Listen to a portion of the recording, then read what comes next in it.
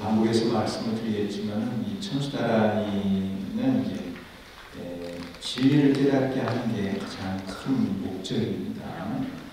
불교라는 것은 진리를 깨달아서 도를 이루는 것이기 때문에 진리를 깨닫게 하는 그런 기능이 있습니다. 다른 이제 우리가 원하는 소원을 이루고 또 병도 고치고 이제 그런 현세의 그런 이익을 이 다란이를 통해서 얻을 수 있는데 다음은 방편이에요. 이 다란이가 우리들에게 주는 가장 궁극의 것은 부처가 되게 한다는 것입니다.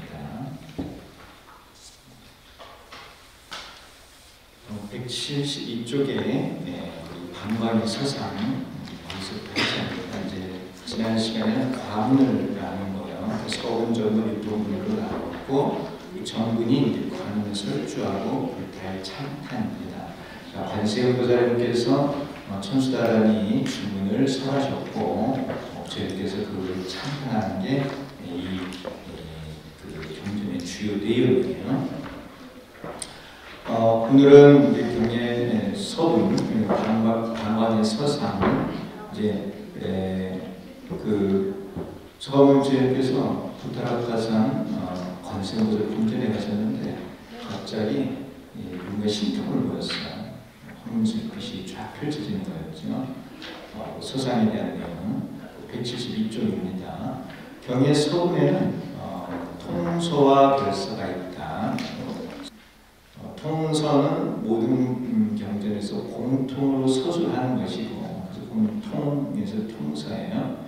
결서는 각 경전마다 다르게 서술하는 것이다. 앞부분에 나온 내용이 각 경전마다 다르면 그건 결서이고, 공통되는 것은 통서예요. 여기도 이 천수다란이 경도 통서하고 결서가 다 있어요. 근데 이게 구조가 법화경 거의 비슷해요. 통서 결서 구조가요.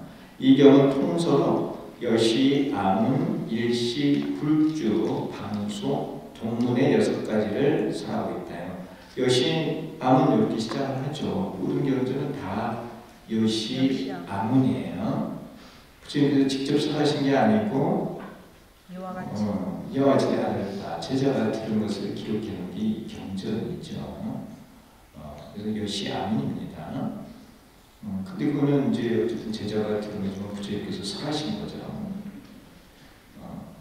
일시, 한때라는 거, 이거는 그 내가 들은 것과 그 들은 때와 그 내용, 이게 이제 한때라는 거예요.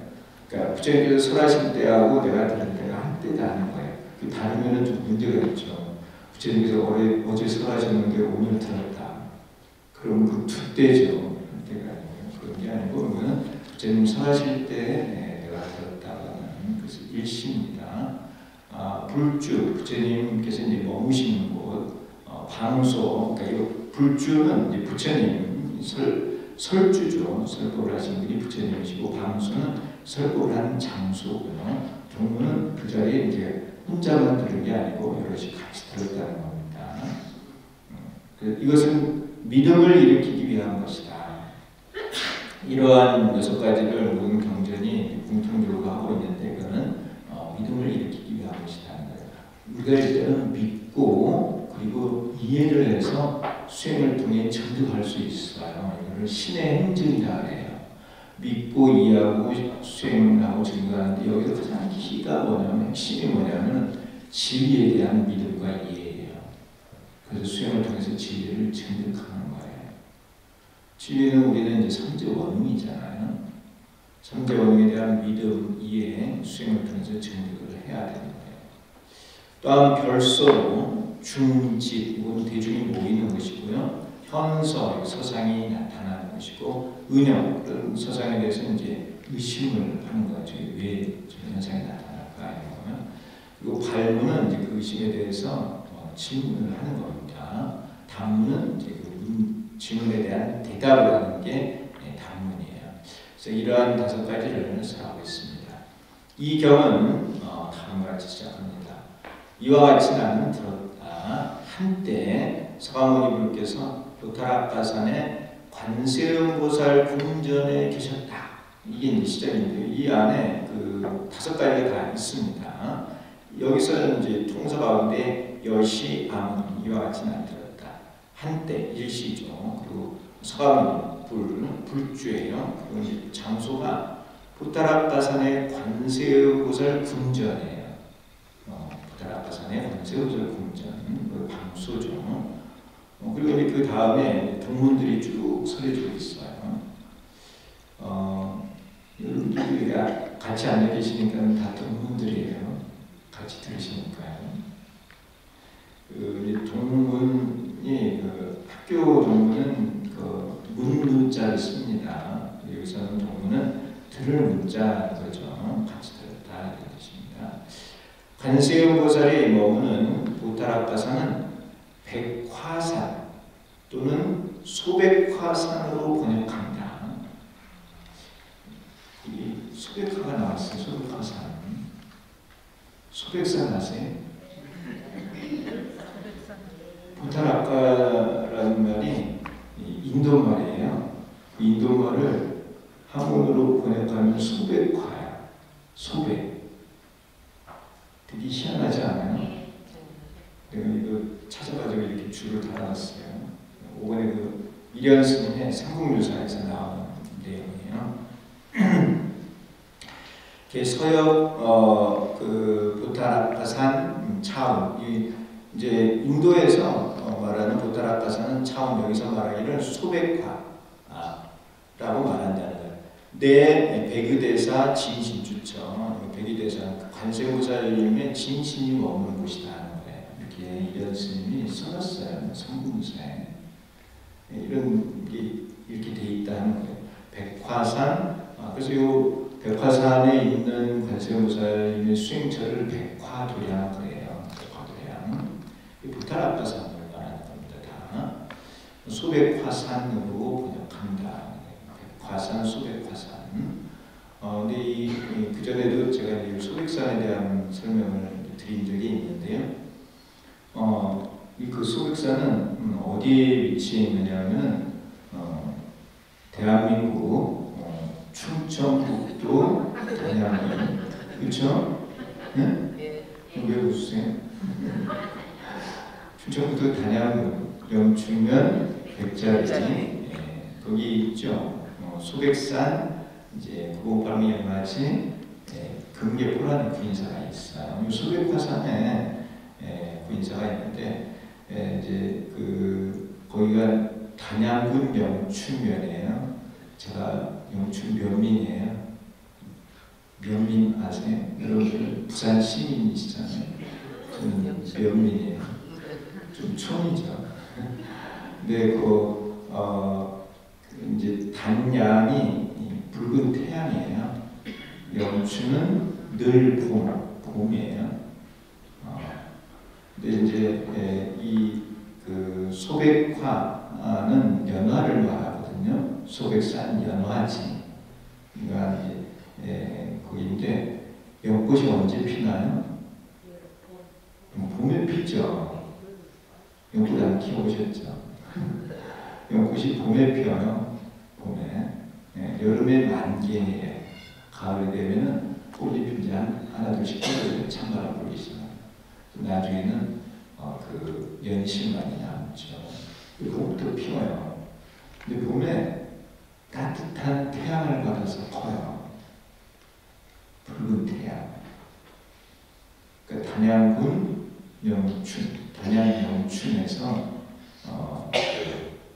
연화가 핀다는 거예요. 이해하시는가요? 네. 그런 게 우연히 만들어진 게 아니고 다 이유가 있습니다. 요 힐백자인데요. 백화산의 그 힐백자. 하얗다는 거는 이제 그 크게 두 가지 뜻이 있어요. 하얀 거는 이제 검은 거에 반대되는 의미로 깨달음을 의미해요. 희다는 거. 깨달음을 의미하고요. 또 한 가지는 뭘 의미하느냐 하면 하얗다는 거는 근본을 의미해요. 근본. 모든 색의 근본이에요. 하얀 색에서 이제 다른 색이 다 나온다는 거예요. 근본, 뿌리를 의미하는 백자예요. 그래서 이제 법화경에서 법화경 묘법 연화경인데 그 연화가 백년화거든요. 거기에 이제 일불승에서 삼승이 나온다. 일불승에서 삼승이 나온다. 법화경에서 모든 경전이 나온다. 이런 뜻이에요. 모든 경전의 근본이 법화경이다. 그래서 백년화를 말해요. 제가 무슨 말씀드리고 있는지 이해하고 계시죠? 네. 이제 화는 이제 이게 빛날 화자인데 꽃이라는 의미인데요. 이제 꽃은 크게 두 가지 의미가 있는데 이게 이제 방편의 의미가 있어요. 방편. 꽃은 이제 이 꽃잎이 피고 지면서 꽃잎이 나오고 지면서 열매가 맺어지는 거예요. 그래서 이 열매를 맺기 위한 방편이 꽃이라는 거예요. 다른 것도 그렇잖아요. 우리 감 같은 것도 감꽃이 있고 거기에서 열매가 맺어지죠. 그렇지 연화도 꽃잎이 나오면서 그 꽃잎 안에서 열매가 맺어지는 거예요. 그래서 꽃잎을 맺기 위한 방편이라고 하는 그런 의미가 있습니다. 빛날 화자가. 그리고 이 꽃이라는 것은 아름다움, 청정을 의미해요. 진흙은 더럽잖아요. 연화는 청정을 하는 거예요. 그래서 그런 또 이 화는 청정의 의미를 가지고 있어요. 아름답다고 하는. 그래서 이게 이제 극락의 의미, 더러움이 없는, 그러니까 고통이 없는 그런 또 극락을 의미하기도 하고요. 그래서 이런 극락을 표현하기 위해서 연화를 많이 그려놓죠. 소백화산으로도 번역하는데 소자는 이 작다는 의미가 있는데요.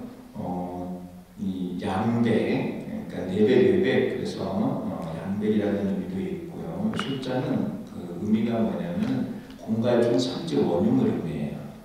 이게 소백산, 소.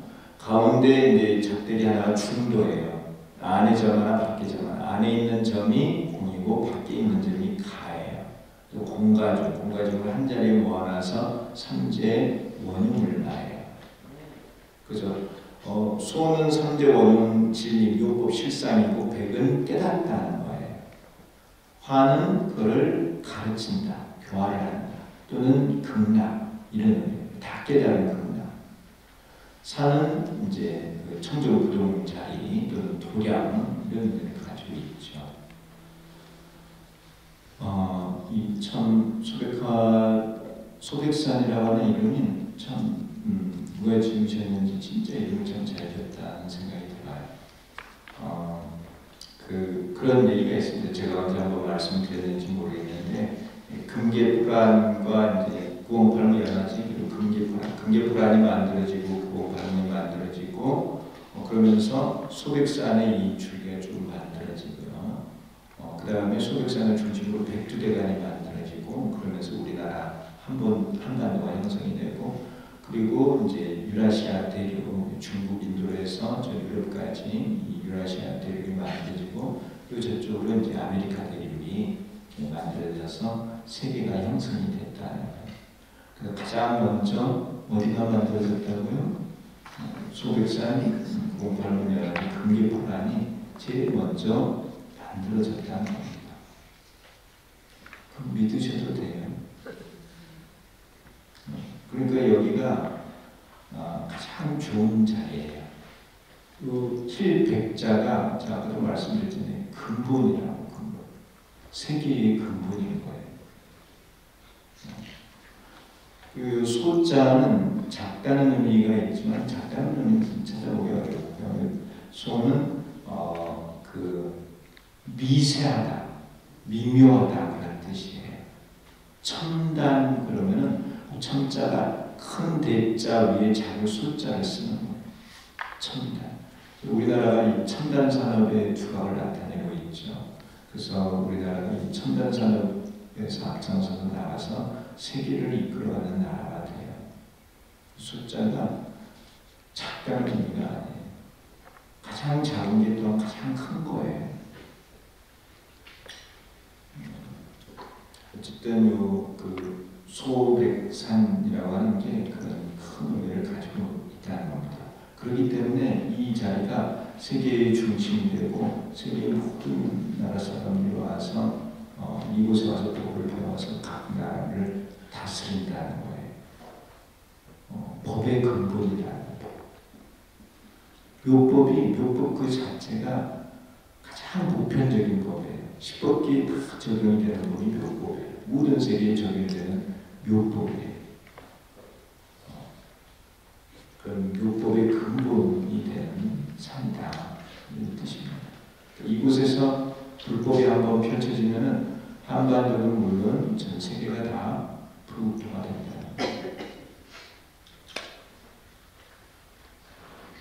그래 이 소백산 구인사와 인연이 되면은 복이 없으면 어렵다는 거예요. 그 여러분들이 복이 많다고요. 알고 계시나요? 네. 부타라카산. 그래서 이 부타라카산은 소백산은 관세음보살의 주처예요. 관세음보살님이 소백화산, 부타라카산, 소백화산에 있습니다. 우리 금계불안의 금계가 바로 관세음보살님이시죠. 예전에 이제 구인사 지금 보면은 광두실 아시죠? 구인사에 광두실이 있나요? 광두실이 예전에는 거기가 보타전이었어요. 보타전, 법당. 보타전에 누구 모셨을까요? 관세음보살이 모셨겠죠. 구인사는 이렇게 관세음보살님을 예전에는 모셨다는 겁니다. 지금 이제 관전이 있죠. 관전이 있고 또 호충 법당에도 서가모니 부처님 이제 부처보살로서 관세음보살을 모셔져 계세요. 이렇게 어쨌든 구인사는 관도량이다 이렇게 표현할 수 있습니다. 그래서 관세음보살님 어디 계신다고요? 네, 소백산에 계시겠죠. 네. 그러니까 거기 소백산에 계시니까 여기서 관세음보살 그러면 감을 하셔가지고 금방 법을 설해주시는 거예요. 자, 소백화산으로 번역합니다. 다락가산은. 그리고 이제 총주왕 보살을 시작으로 해서 이 동문들이 나와요. 같이 들은 대중들. 총주왕 보살, 여기는 이제 보살이 먼저 등장을 해요.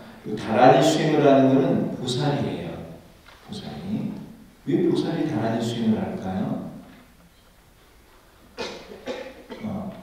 이 성의나 영각은 자기만을 제도해요. 자기만은 자기가 가진 번뇌를 끊고 수행을 해서 이 고통의 세계에서 육도의 세계에서 벗어나려고 해서 뭔가요. 근데 보살은 자기 이탈이에요. 남을 도와주는 거예요. 그 이타행이 필요한 게 이 다란이에요. 관세음보살님께서 이 다란이를 가지고 우리들에게 이로움을 주시는 거예요.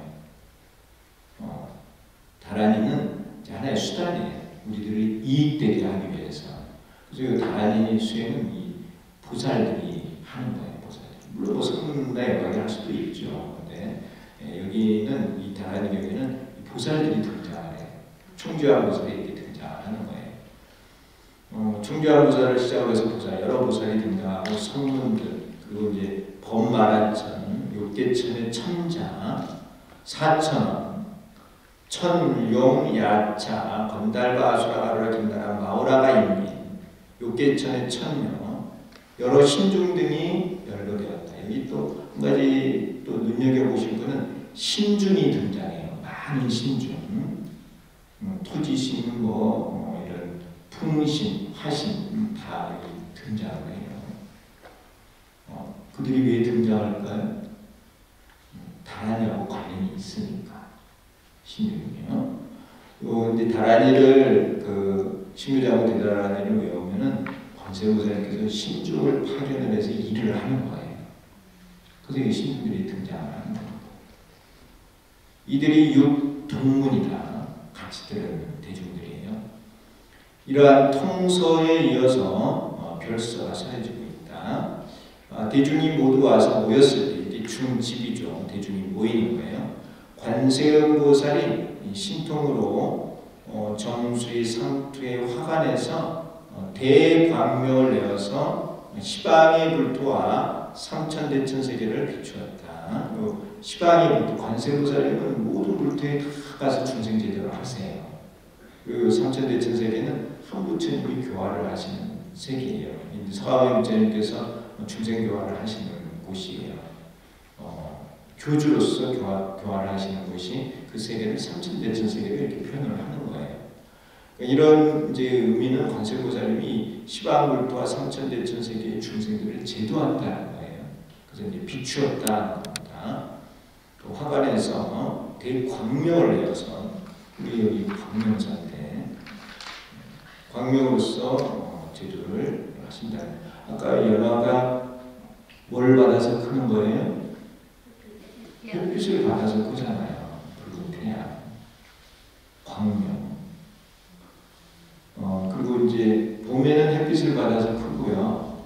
가을에는 바람을 받아서 꽃잎이 들어주고 열매를 맺어요.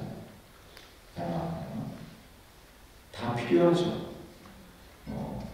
햇빛도 필요하고 바람도 필요하고 바람이 흔들리지 않아야 돼.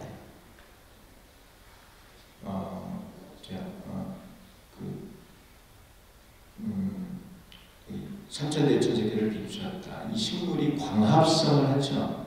햇빛을 받아서 광합성에서 크는 거예요. 우리 중생도 이런 불보살님의 이 지혜 광명을 받아서 우리도 성장하는 거예요. 이것이 이렇게 빛을 받아서 성장하는 뜻이에요. 어쨌든 시방의 불토를 이렇게 비추었습니다. 이러한 모습을 보고 총지왕 보살이 기이하게 생각하고 의심을 한 거예요. 이런 현상이 있는가 하고 그래서 개송으로 부처님께 여쭈었습니다. 이에 서가모니 부께서 다음과 같이 대답을 하셨습니다. 이 부처님 대답하십니다.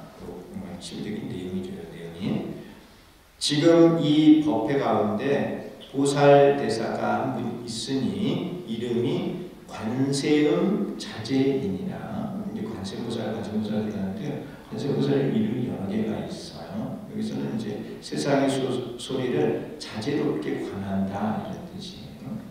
관세음 자제인이라 무량무수법 이래에 대자대비를 성취하여 관세음보살님께서 성취하신 것은 대자대비예요. 무량한 다라니 문을 잘 닦아 무한문이라. 관세음보살님은 많은 다라니가 있어요. 우리 여기 이제 천수다라니경에서는 천수다라니가 있는데 청관경 보면 거기에 수곡도끼 다라니가 있어요. 관세음보살님께서 설하시는 여러 다라니가 있습니다. 이러한 다라니를 가지고 무엇을 하신다고요? 중생을 이롭게 해요. 관세음보살님께서는 이 다라니를 가지고 주문을 가지고 중생을 이롭게 하는 거예요. 그리고 우리가 이렇게 하고 있는 관세음보살의 5글자도 다라니, 주문이에요. 주문. 교사님께서 그걸 주문으로 이 명령을 내려놓으신 거예요. 그 우리가 이제 관세음보살을 부르면은 관세음보살님께서 우리들이 부르는 그 소리를 듣고 신중을 보내서 우리들에게 이로움을 주는 거예요. 그러한 이유 때문에 이 경전을 공부하는 거예요. 이 경전에서는 천수다란이라고 하는 그런 다란이를 가지고 관세음보살님께서 이익을 주시는 내용이고 우리는 이제 관세음보살, 한국말로 되어 있는 관세음보살 이 5글자가 주문이 돼서 우리가 그걸 부르면은 그 주문을 외우면은 관세음보살님께서 신중을 보내서 우리에게 이로움을 주신다는 거예요. 어쨌든 무량한 다라니 문을 잘 닦아 모았느니라 하는 겁니다. 관세음보살님께서 관세음보살님께서는 다라니를 가지고 주문을 가지고 중생을 이롭게 하신다는 거예요. 이 불교가 진정한 불교예요.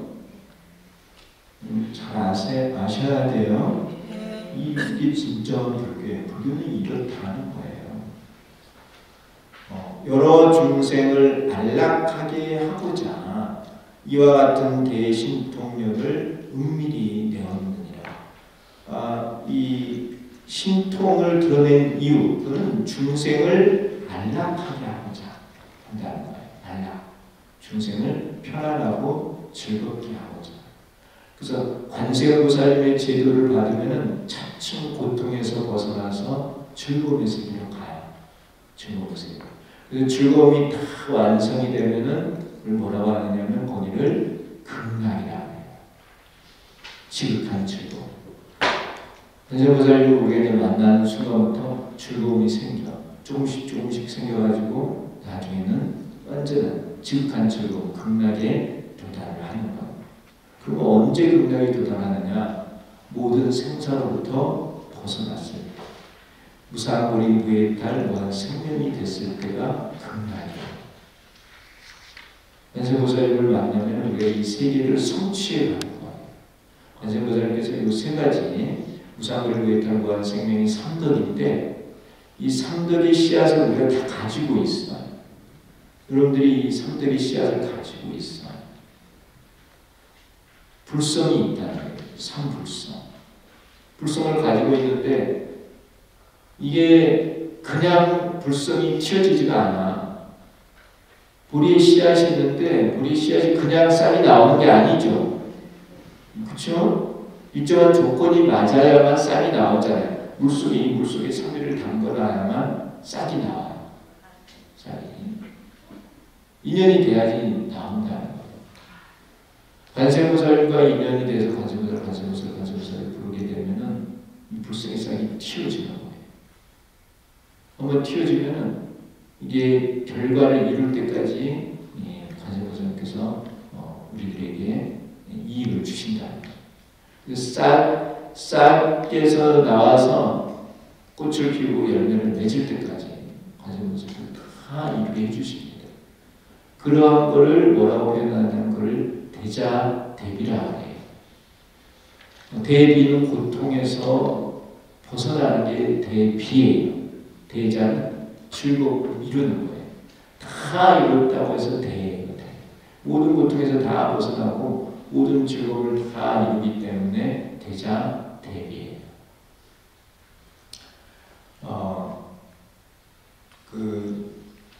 이제 어머니를 조금 높여서 부를 때 자친 그래요. 자친. 자애롭다고 해서 자친 그러죠. 그때의 대자예요. 자. 친할 친자예. 어쨌든 이 관세음보살님께서 어머니죠. 어머니는 아이를 낳아서 어른이 될 때까지 키우잖아요.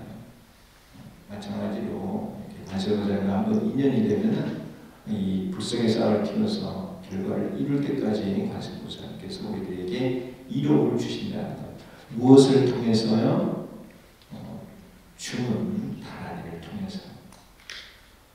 그래서 중생을 안락하게 하고자 이와 같은 대신통력을 은밀히 내었느니라 합니다. 그래서 성황대 주사님께서 천수천하 관세음보살을 크게 외치시고 오도의 법문을 하셨는데 오도의 법문의 첫 번째 말씀이 연화 극락이에요. 연화 극락. 그 연화 극락에 도달을 했는데 바로 천수천하 관세음보살을 불러서 연화 극락에 도달하신 거예요. 원래는 이제 도달을 하셨어요. 그곳에 계셨어요. 근데 인간 세상에 중생 제도를 하러 오셔가지고 다시 또 거기에 갔기 때문에 연화극락 다시 오니 내가 제일이다 이렇게 말씀하신 거예요. 그러니까 우리가 이제 관세음보살 열심히 불러가지고 도달해야 되는 곳이 바로 연화극락입니다. 연화는 묘법의 비유예요. 묘법.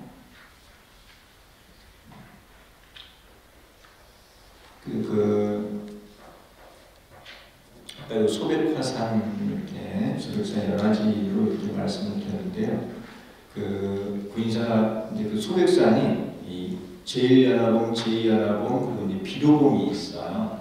비로봉이 이제 소백산에서 제일 높은 봉이에요. 비로봉을 지나면은 조금만 지나면 상월봉이 있어요. 상월봉을 조금 지나면 군망봉이 있어요. 군망봉에서 조금 오면은 신선봉이 있어요. 신선봉. 그리고 이제 신성공에서 한 30분 정도 걸어서 내려오면은 민봉이라는 곳이 있어요. 그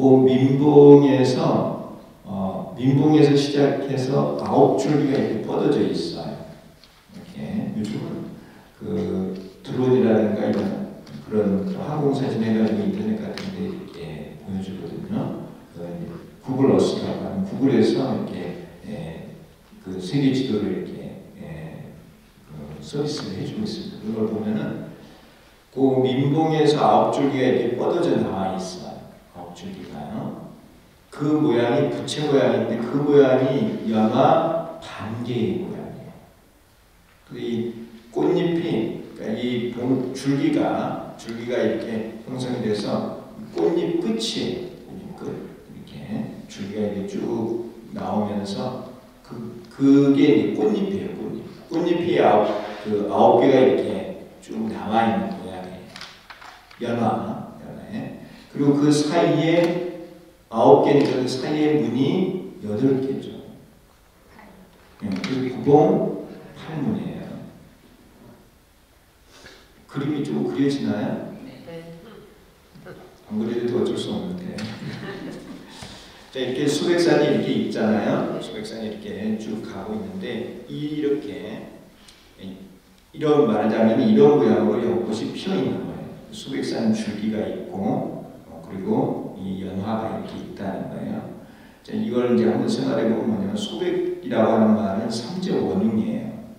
이 연화는 제가 한번 먼저 말씀을 드렸는데 이 8문이 2개는 계율에 대한 거고 3개는 공가중에 대한 거예요. 이 문이라는 것은 공가중을 통과하는 문이에요. 그래서 삼재원흉에서 공가중이 나오는 거예요. 그러니까 이 삼재원흉으로 가기 위해서 근본으로 가기 위해서 관세음보살님께서 계를 지키는 문도 열어주시고 공예문, 가해문, 중도의 문을 통해서 이 삼재원흉으로 가기에 그렇게 하신다는 거예요. 그게 바로 우리들을 키워주시는 거고 우리들에게 이익을 주시는 거고 대자대비를 이루게 하는 거예요. 이 문을 하나하나 통과할수록 괴로움은 멀어지고 즐거움은 많아져요. 그래서 다 문을 통과하면은 그것이 극락이에요. 그게 바로 연합극락이에요. 제가 그 지형적으로 소백이라는 것은 삼재 원흉을 말하고요. 8문은 그 삼재 원흉으로 들어가는 공가 중에 문을 말한다. 삼재 원흉에서 공가 중이 나와요. 이 내용은 그 법화경 제7 화성유품에 이 내용이 나와요. 화성유품은 2년설, 부처님의 2년설이거든요. 서가모니 부처님과 제자들이 여러 생을 거쳐서 만나면서 그 부처님께서 그 제자를 키운다고 하는 내용이에요. 묘법을 가르칠 인연으로 계속 만나는 거예요. 그래서 그 비유가 이제 화성의 비유로 되어 있는데 사람들을 도사는 부처님이에요. 보배를 찾는 사람들이 이끌고 가는 거예요. 그래서 300유순, 400유순, 500유순 그리고 500유순을 지나서 보배 있는 곳이 있어요.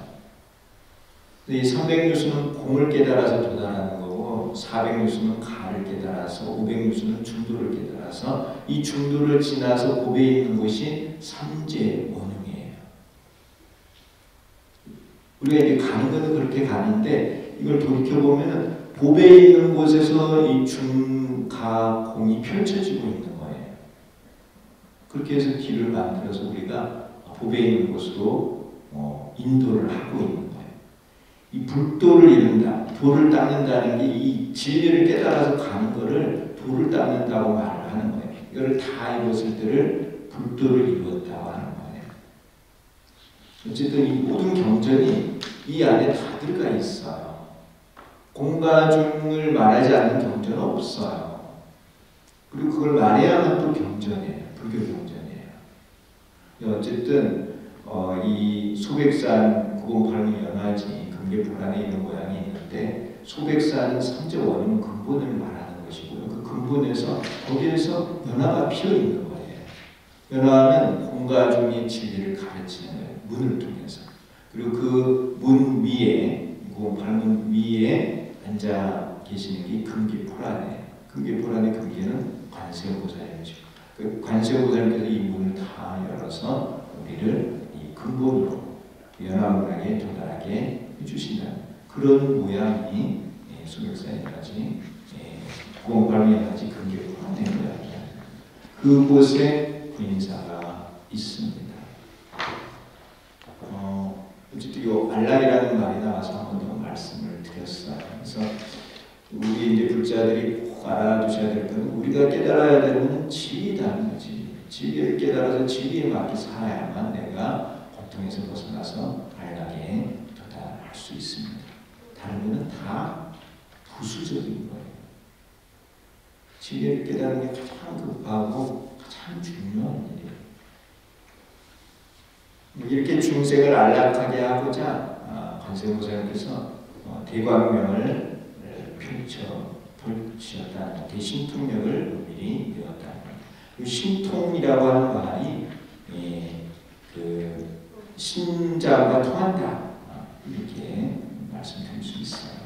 그래서 신자를 통해서 일을 하는 것이죠. 관세음보살님은 어디 가도 혼자 가시는 게 아니고 많은 대중과 함께 가십니다. 그 대중들이 일을 하는 거예요.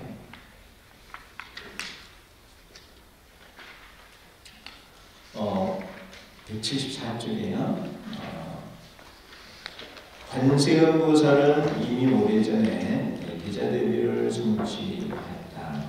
참고 그 관세음보살님은 이미 선물을 하셨습니다. 대자대비를 오래전에 대자대비를 성취하셨다고 했잖아요. 이 말씀은 오래전에 정법령 열애로 부처가 되셨어요. 제가 언제 그런 말씀 드렸는가요? 불교 공부를 하면은 시작이 있고 끝이 있나요, 없나요? 불교 공부는요? 불교 공부는 끝이 있습니까, 없습니까? 네? 끝이 왜 없어요? 끝내야죠. 끝이 있어요. 불교도 졸업이 있어요. 졸업해야죠. 언제 졸업하는 거예요? 불교는 부처님이 되면 졸업하는 거예요. 졸업해야죠. 공부 열심히 해가지고 빨리 졸업해야죠. 끝이 없어서 빨리 졸업 안 하는 거예요? 당연히 졸업이 있어요. 이 무명을 다 없애고 업장을 다 없애고 다 없애고 생사를 다 벗어날 수 있어요. 그럼 졸업해야죠. 더 이상 할 게 없어요. 그렇다고 아무것도 하지 않고 거기에 머물러 있는 게 아니고요. 서원을 세워서 그 법을 이루었기 때문에 중생세계에 다시 오는 거예요. 졸업을 했으면 또 열심히 일해야죠. 대학 졸업했으면 사회를 위해서 일을 해야죠. 근데 관세음보살님은 졸업을 하셨어요. 부처님이 되셨어. 부처님이 되신 다음에 중생세계에 오십니다. 왜요? 하와 중생을 하기 위해서. 하와 중생. 그 법화현의에 그 천대지일에다가 경전의 현의를 5가지로 설명을 하고 있습니다. 그걸 오중현이라 해요. 오중현이가 뭐냐면 명체종용교예요. 오중현이라고 하는데 이거 어렵다고 해서 자꾸 어려워하지 말고요. 이런 용어에 익숙해지라는 거예요. 명체종용교를 알면 되게 재밌어요. 모든 경전이 다 경전의 이름이 있어요. 그 이름이 지향하는 체가 있어요. 법화경의 체는 실상이에요. 묘법, 실상. 그런데 3제 원흉으로 천대에다 설명을 했어요. 체가 있고 종은 뭐냐면은 체를 찾아가는 게 종이야. 종은 이제 마루 종자인데 으뜸이라는 의미예요. 체를 찾아가는 것을 종이라 하고 용은 그 찾은 체를 가지고 사용하는 게 용이에요. 용. 그리고 이 교라는 것은 이 앞에 명체종용교가 다른 경전과 다름을 가르치는 것을 교라고 해요. 근데 이제 여기서 그 용이 있는데 용은 채를 얻어서 쓰는 게 용이에요. 쓸 용자입니다. 이해하세요? 쓸 용자예요. 쓴다는 거였어. 얻은 거를. 관세음보살님께서 대자대비를 성취하셨어요. 발고혈압을 다 이루셨어요. 즐거움을 다 이루셨어요. 이루신 다음에 쓰시는 거예요. 누구에게요? 중생에게 쓰는 거예요. 중생에게. 그걸 하와 중생이라고 해요. 하와 중생. 중생을 교화하는 거예요. 그 중생을 교화하는 것을 한문으로 오중연에서는 뭐라고 하냐면 용이라고 표현해요. 용. 우리 초파에 되면은 광명사 용등이 있나요? 네. 용등에 누가 서 계시죠? 관세음보살님 서 계세요. 왜 용을 두고 계시는지 좀 이해가 가요? 관세음보살은 용을 통해서 교화를 하는 거예요. 교화를. 중생을 교화하는 거예요. 중생에게 이익을 주는 거예요. 중생을 안락에 도달하게 하는 거예요. 그러한 것을 용이라고 표현을 한다니까요. 체는 요 근본, 삼재 원흉이 체예요. 체를 내가 얻어가는 것을 종이라 하고 그 얻은 것을 중생을 위해서 쓰는 것을 용이라고 해요. 관세음보살님께서 그 체를 얻으셔가지고 우리들에게 그를 가르치고 있는, 우리들에게 쓰고 있는 것입니다. 그를 용이라고 해요. 그래서 우리들이 그 체를 얻게 하는 거예요. 근데 그 용의 과정에서 관세음보살님을 활동하게 하려면 우리가 뭘 해야 되냐면 관세음보살님을 불러야 돼요. 다란이를 통해서 주송을 통해서 관세음보살님을 부르면 관세음보살님께서 오셔서 우리들을 인도에 가신다. 그 관세음보살님께서 하시는 일이 용이라고. 용을 갖고 오시는 거예요.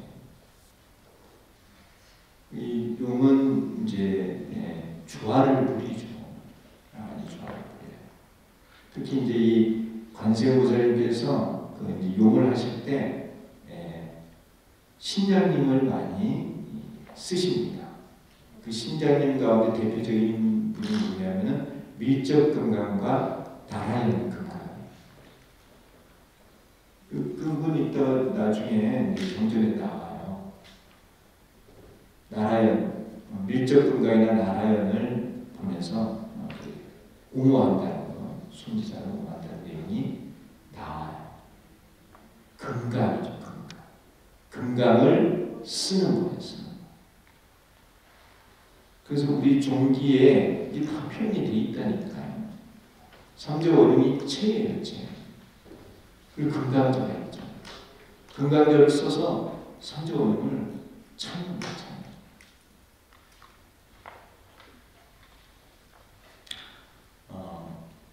자, 어쨌든 이 관세음보살님께서 얻으신 체를 이 대자대비를 우리를 향해서 쓴다는 것을 용이라고 표현을 한다.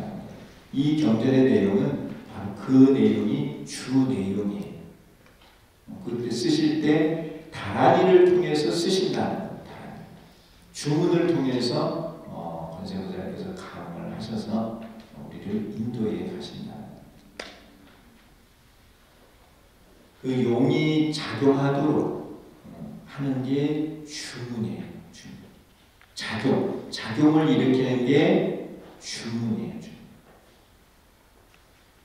주문이 신비한 힘이 있어서 어떤 작용을 일으킨다는 거예요. 조화를 일으킨다. 주문을 외우면 어떤 작용이 일어나요.